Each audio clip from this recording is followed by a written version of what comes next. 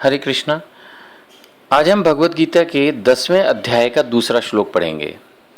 ये श्लोक हमें बताता है कि भगवान श्री कृष्ण ही सभी कारणों के कारण हैं। जो कुछ भी है इस दुनिया में उसके उत्पत्ति के कारण स्वयं कृष्ण है। यहाँ तक कि सभी देवी देवता भी भगवान कृष्ण से ही उद्भूत हैं। ये श्लोक हमें बताता है। 10.2 न मे विदुसुरगणा प्रभवं न महर्षिये अहम आदि ही देवानां महर्षीणां च सर्वशः। भगवान कह रहे हैं, न तो देवतागण मेरी उत्पत्ति ऐश्वर्य को जानते हैं, न महर्षिगण ही जानते हैं, क्योंकि मैं सभी प्रकार से देवताओं और महर्षियों का भी कारण स्वरूप यानी उद्गम हूँ। तात्पर्य श्री प्रभुपाद के द्वारा श्री प्रभुपाद की जय।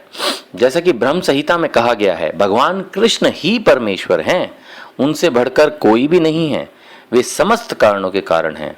यहाँ पर भगवान स्वयं कहते हैं कि वे समस्त देवताओं तथा ऋषियों के कारण हैं। देवता तथा महर्षि तक कृष्ण को नहीं समझ पाते। जब वे उनके नाम या उनके व्यक्तित्व को नहीं समझ पाते तो इस शूद्र लोक के तथा कथित विद्वानों के विषय में क्या कहा जा सकता है। देखिए, हम सब अच्छी तरह से जानते हैं कि एक बार देवराज इंद्र स्वयं कंफ्यूज हो गए थे कृष्ण के बारे में, और इसीलिए जो गोवर्धन लीला हुई। इसी तरह से जो सभी देवताओं के सुप्रीम देवता हैं, the topmost demigod is Brahma ji. और आप सब जानते हैं कि ब्रह्मा जी भी एक बार कंफ्यूज हो गए थे और उन्होंने कृष्ण को एक साधारण बालक समझा और उनके बाल ग्वालों को हर लिया था, किडनैप कर लिया था।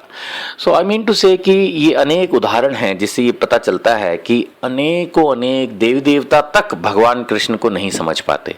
और कभी कभी हम भी प्रभुपाद की कृपा से सब कुछ सुन के, पढ़ के, समझ के फिर कंफ्यूज हो जाते हैं और बेसिकली कृष्ण को एक just like any other God और या कुछ इस तरह का समझने लगते हैं।